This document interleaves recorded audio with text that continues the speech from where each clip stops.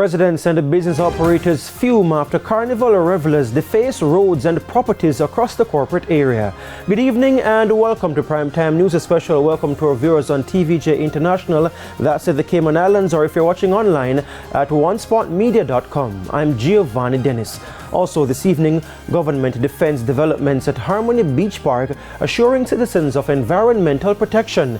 And the Prime Minister admits to gaps in housing strategy, announcing plans to meet high demands. There's also Saturday Sports Special and weather in this newscast, so stay with us. I'll have the news in detail right after this break.